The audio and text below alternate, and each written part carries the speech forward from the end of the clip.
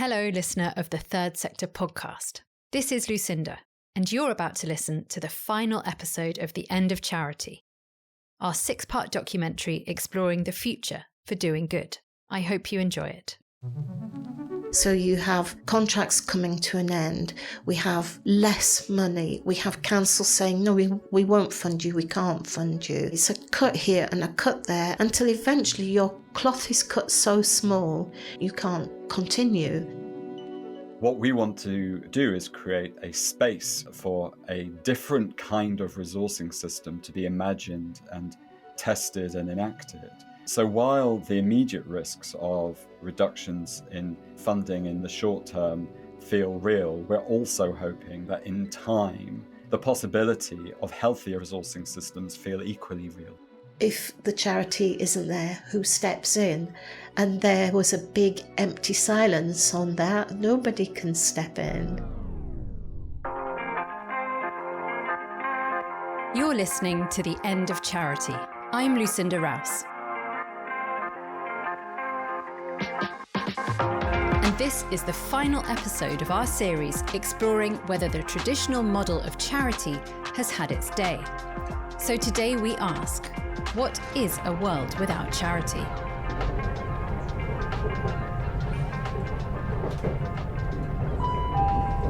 We are now approaching King's Lynn, our final destination.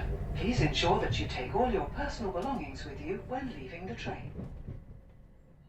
Just before Easter, I travelled to King's Lynn in Norfolk to some near-empty offices. Until very recently, they were the headquarters of the charity West Norfolk Carers. Hiya! Hello. I think you're looking for us. Yes, West Norfolk Carers. Yeah, come in. It's a bit empty and chaotic. It's very strange. I was on a mission to meet the charity's chief executive, Jane Evans. She and her small team had auctioned off their furniture the week before, and I found them in the final stages of boxing up their remaining belongings, ready to move out. The charity, just before Christmas, had to push the stop button. We were in danger of running out of funding and beyond March working illegally, in that we wouldn't have been able to meet the commitments to redundancy and winding up the costs of the charity. So the board took the really unhappy decision to close. After more than 20 years supporting thousands of unpaid carers, who range in age from children as young as 6 to people in their late 90s, West Norfolk Carers had found itself a victim of an increasingly scarce funding environment. When I first started working at West Norfolk Carers, the funding came from a single service level agreement with the local authority and another much smaller one with health. Over the years that those SLAs have been eroded and devalued, and reliance on grants, on charitable giving has increased, so that I would say since 2016 we have relied solely on donations, on the National Lottery, on other grant-giving bodies to maintain the charity. It's not, in the great scheme of things, an expensive charity to run. It costs about £260,000 a year. So on that, you can see that not huge amounts of money are being spent on salaries. What we want to do is divert the funding to where it's needed, at the front line, where people need the support. And we've been very successful in achieving that until recently. The dire situation the charity found itself in wasn't down to a lack of effort on the part of Jane and her colleagues. During the last 12 months, I haven't sat there and thought, oh, all this money's going to run out, so we'll close. I have been working so hard, completing funding applications and grant applications. And whereas at one time I could have completed an application with relative confidence that it would be successful, that definitely hasn't been the case. And I've seen so many funding applications declined, and feedback from different agencies saying there was nothing wrong with your application. We just had too many applicants and we haven't got enough funding to meet the need, the demand. And it seems to me in the conversations that I'm having with different people, different organisations, that's a very widespread element. You know, so many people are losing statutory contracts, local authorities are reducing the amount that they spend, and grant giving bodies are also seeing a decline in donations. We as a charity also saw a decline in donations, charitable giving direct to us. So we were really caught up in a perfect storm and there was no way out of it. And I think when our last funding application was declined, which would have been in about November, our finance officers, said we actually cannot go beyond March now.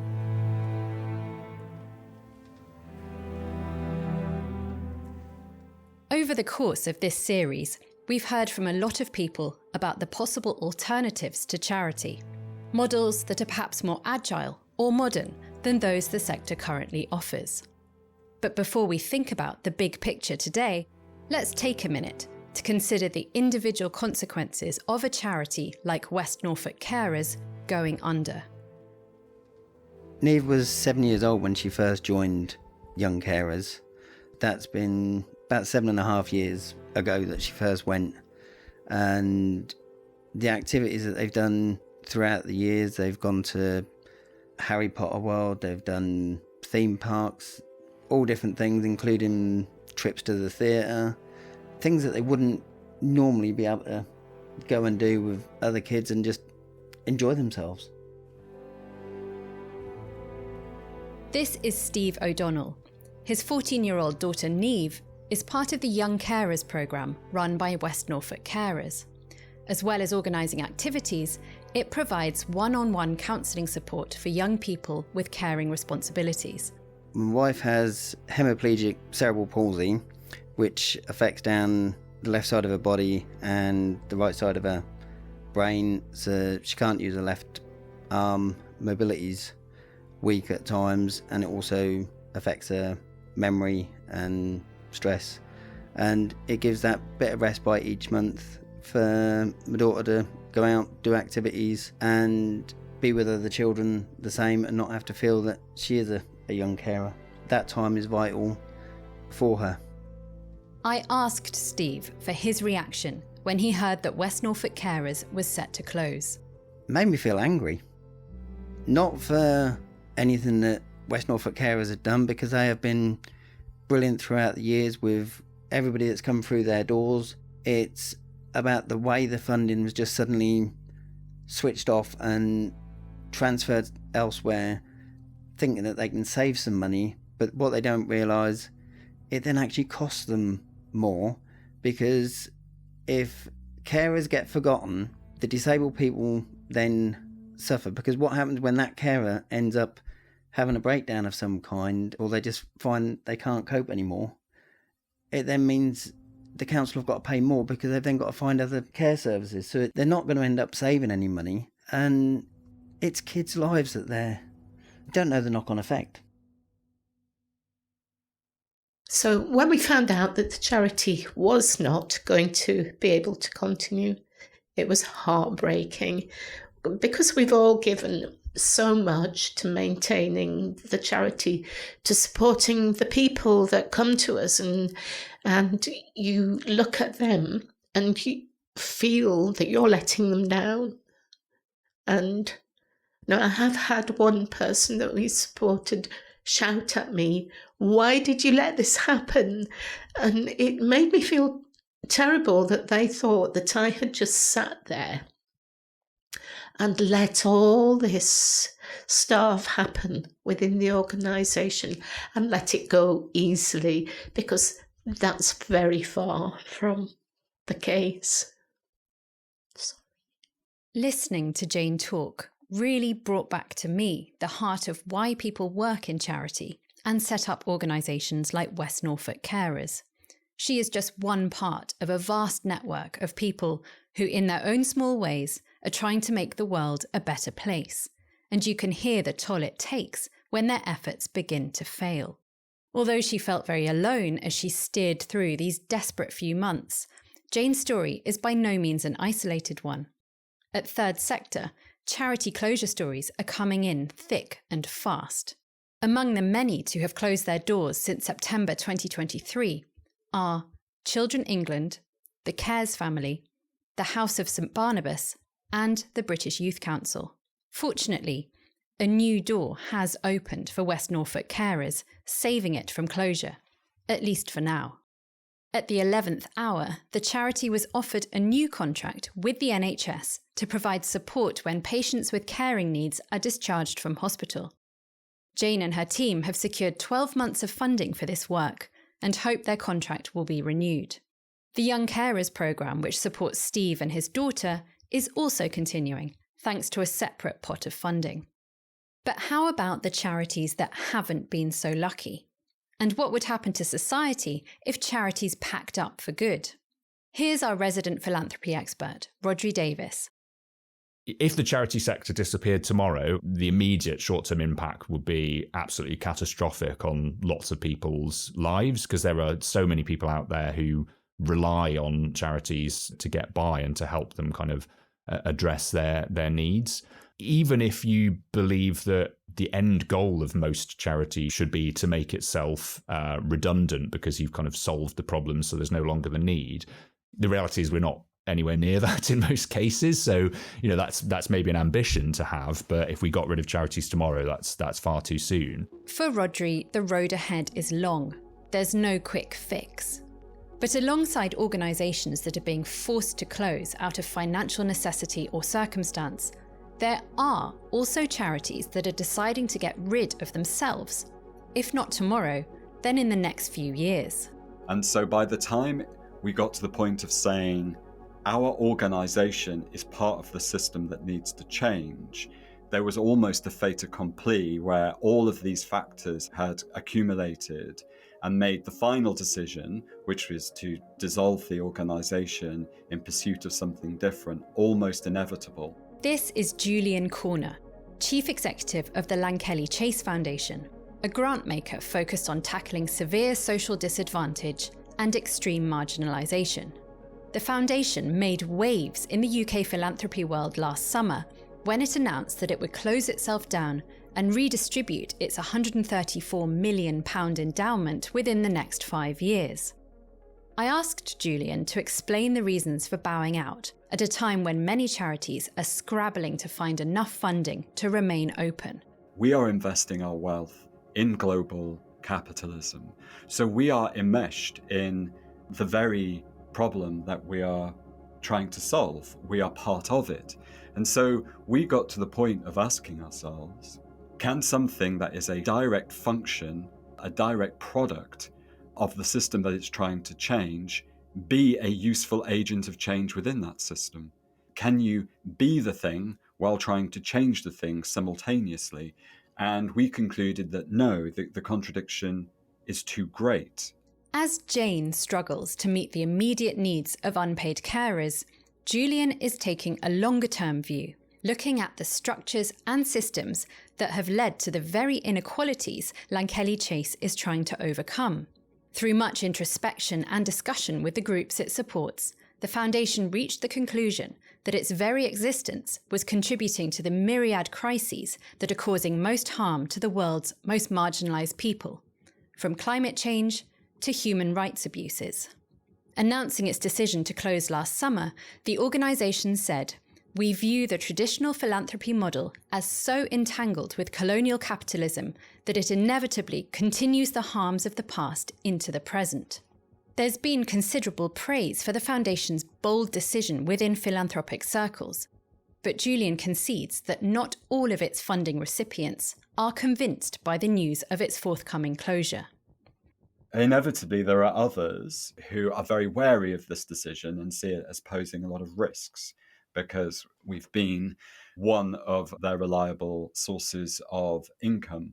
We have to demonstrate through our work that the risk that we're taking in closing down this model is worth it because it's creating the possibility of something much more powerful and compelling and contextually relevant to the work that they are all doing. Because most of the organizations that we work with are dealing with the direct symptoms of extractive capitalism, of climate change, of an erosion of human rights.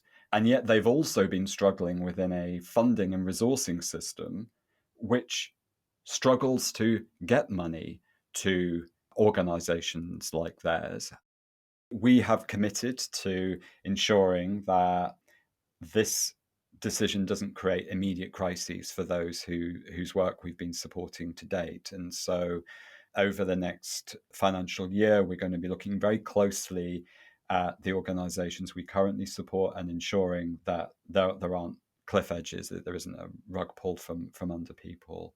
But I would stress, that most foundations spend their time saying no to applications rather than yes. That the people who are on the books of foundations being funded is a fraction of the demand for funding out here. So although we have a responsibility to those who we currently fund, and we've chosen those people and those organizations for very good reasons, because we hugely value their work and want to see that work flourish, we're equally conscious that this is a system that has winners and losers, and actually many more losers than winners through it. And we also have always felt a huge responsibility to all those that we don't fund, that this system creates a lot of collateral damage in order to get money to a minority. How do you respond to criticism that now is a really tough time for charities in terms of the funding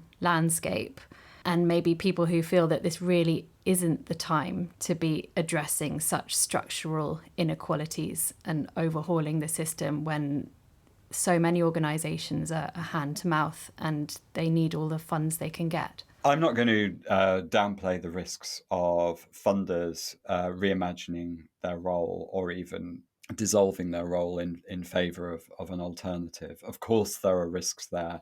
And of course, we need to act with considerable care and responsibility and ensure that those who have relied on support from us to date are not left with cliff edges. However, I'd say a couple of things. One is, if not now, then when, in terms of reimagining the funding landscape. We've got a funding landscape which has been under huge critique for the last 2 to 3 years in terms of how power works, where the money comes from, how it's earned, how decisions are made. And that's only going to get more acute.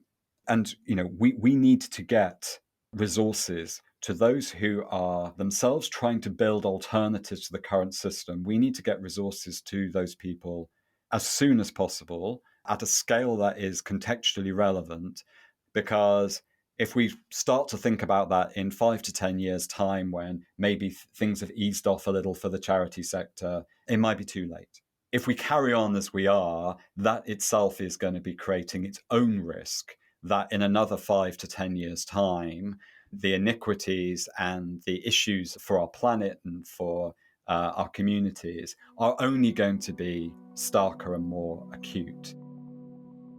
I asked what form the alternatives to Lankelly Chase might take.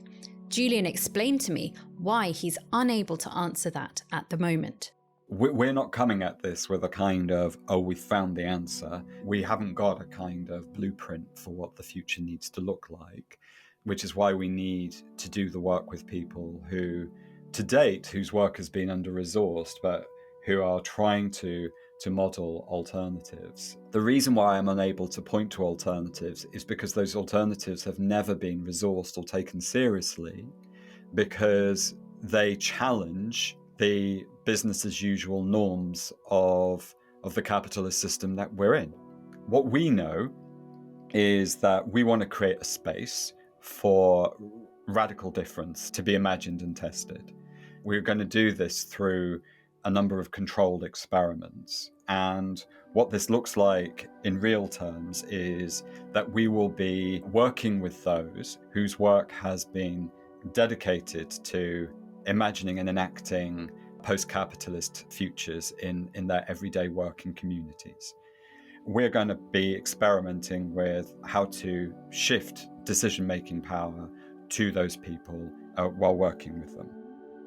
So radical difference should be at the core of a post-funding future, at least as far as Julian's concerned. But should any aspects of the charitable model be taken forward as a way for Lankelly Chase and others to do good in today's society? The answer to that is no, according to Eshe, Kiama, Zuri, who you may remember from our exploration of mutual aid in episode 3. I think the model is too unfit for purpose. I'm not a strong believer in reform, and I think that, some other people may argue with that, and, that's their decisions.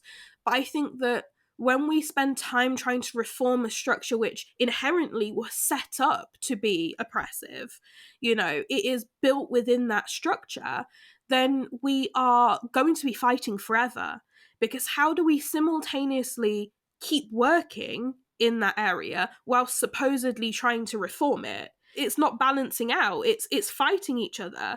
If the idea of keeping working is not working with the idea of, changing the structure, then we need to stop. Perhaps, as Eshe suggests, those charities that are working now to evolve their practices to become more agile, equitable and effective organisations are fighting a losing battle. But would the end of charity mean an end to doing good? And if not, where do those organisations fit in our society? Here's Rhodri. I've got faith in human beings and the idea that essentially we all most people are good people, and we want to, we care about each other and want to help as individuals and also to address problems in society. And as long as charities exist as part of a landscape that allows people to do something about that, they'll be relevant and important. I guess I do think it's a moment at which the question of what is the unique value of charities and the charity model and charitable giving feels quite important, because there are all of these other options increasingly available. So I think in any sense that we could assume that people would look to charities because that was the only option available to them no longer holds true.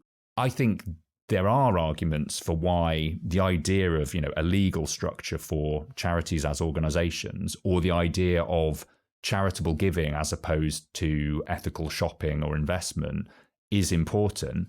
But I think we need to be much clearer about what that importance is and make a really positive case for it, rather than just assuming that everybody gets it. What does the anti-racism consultant, Martha Awojobi, think the future might hold? I have hope that things will change. I'm not saying that we're utterly doomed, but I think, this is talking about the end of charity. Charities as we know it, the kind of formation of the professional charity needs to completely change. And for me, it's thinking about how do charities reposition themselves to become accountable to the right people. And when we look about how change has been won in the past, it's not really by these white leaders setting the direction. It is by people coming together, building power and demanding change and making it so that these organisations have to act. Martha's view rings true with Julian's sense of what needs to change and how he sees the dissolution of his organisation contributing to that effort. I think the thing that makes me feel most optimistic about the future of the charity sector is that it is made up of people who are deeply committed to human value and to the value of human flourishing, and who are pursuing this day in, day out. And then we're facing the most unprecedented challenge as a human race, and here we've got a whole world of people who are committed to the well-being of fellow humans. That's my point of optimism and hope. The question then is, what are the conditions that allow those people to do their best work? For the vast majority of charities, the most urgent priority will be continuing to support the people they exist to serve. As we've discussed across this series, the need that charities are facing is escalating every day, and in the short term, there is very little that can ease this demand. Much as charities like the Trussell Trust would seek to dismantle at the first opportunity, It's clear that the closure of food banks tomorrow would mean removing a lifeline for those already in desperate need.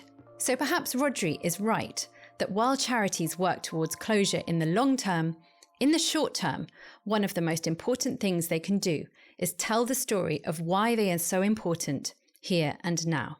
And in a world where innovative new models of giving and doing good are on the rise, there's also a clear case to be made for the advantages of charity.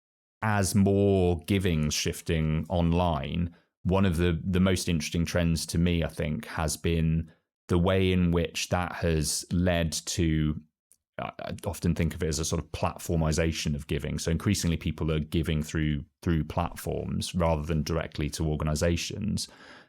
Initially, I think that was kind of through charity-specific platforms, but increasingly it's sort of through platforms that go broader, so crowdfunding platforms, and even sort of entirely non-charitable platforms. So there's a huge rise in the US, for instance, in people just giving via direct cash apps, so Cash App or Venmo. And the interesting thing is when that happens, you start to see much less focus on traditional organizations. People tend to give to unregistered groups or even just to individuals. So there's a sense in which technology is kind of bringing us full circle back to very old models of giving that are essentially about individuals appealing to other individuals and giving to them. And maybe that's good in one sense, in that, you know, it brings back that human connection. It might result in people giving more. I think there's going to be some challenges as well. It will reintroduce some of those individual biases that we've worked quite hard over a long period of time to try and smooth out. That's one of the reasons that we invented charities in the first place, was to find a way of getting resources from where people wanted to give them to where the need was genuinely greatest, rather than just relying on individuals to kind of make those decisions for themselves. And I think as we disintermediate potentially and sort of see some of those boundaries get more blurry, that's going to get more difficult. And how about others working on the front lines of the existing charitable system? Do they see any cause for optimism in the charity space? Jane Evans at West Norfolk Carers. I would love to be able to say yes, but the answer is no. I feel very concerned, very anxious that the situation that we were in a few months ago isn't improving. People come forward and say, we're going to close next year if we don't get funding. And you see then that it's actually not just you that's in that position. And that doesn't give me any joy, because all those charities, all those organisations are as important as the next one. And without those services, other people, vulnerable people, fall through the net, fall through the gaps. And once they've fallen through the gaps, I think it's really hard to find them again. If there wasn't this charity or others like us here, I just think the levels of poverty that we see within the people that we support would be greater, because in amongst all the stuff that we're doing, we're finding grants, income, and in some cases buying beds for people, because we've got children sleeping on their coats on the floor. In the 21st century, it's like something out of Little Dorrit sometimes. So I do feel concerned that without organisations like ours and the people that we work with, there would be far more community distress, if that's for want of a better word. There is one thing most people seem able to agree on. The basic human instinct to help is never going to go away, regardless of the conditions in which we find ourselves or the structures for doing good that we decide to pursue. From the very public displays of generosity by Mr. Beast to the unsung community heroes on the end of the phone for their vulnerable neighbours. So whatever the future has in store, for the world of charity and beyond, one thing we can be certain about is this: the innate desire of most people to make the world a better place will be threaded through its landscape. Even in an ideal world, if we had a much fairer society and it was much more equal and we'd address lots of these problems, would that mean we no longer needed charities? I don't know that it would. I think firstly because people are always going to have that basic desire and drive to help others, so they're always going to want an outlet for that, even where, the government or the private sector is providing for all kinds of different needs.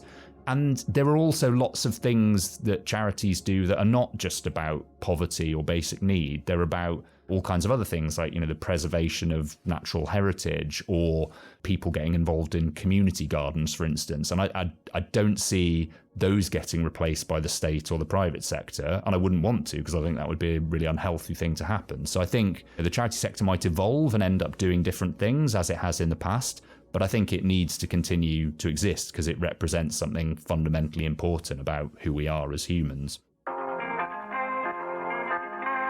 The End of Charity is brought to you by Third Sector, the UK's leading title for the voluntary and not-for-profit sector. It was written and presented by me, Lucinda Rouse, and edited by Emily Burt. The producer was Ollie Peart at Rethink Audio. And special thanks to Rebecca Cooney, who devised the original concept for the series. A lot of people were involved in the making of this series. We'd like to thank the following at Haymarket Media Group: Andy Ricketts, Till Owen, Nav Powell, Inga Marsden, David Robinson, Julian Dodd, Rachel Jordan Cook, Emily Hall, and Dami Adewale. And at Rethink Audio, Louise Hill, Riham Maged, Penny Bell, and Matt Hill. We hope you've enjoyed listening to The End of Charity. And if you have, there are 3 simple ways that you could support us. Firstly, you could spread the word to others who might be interested but haven't found us yet. And if you'd like to go the extra mile, leaving a positive rating or review on the podcast platform you use would really help us. We'd love to hear your feedback on this series. Thank you for listening.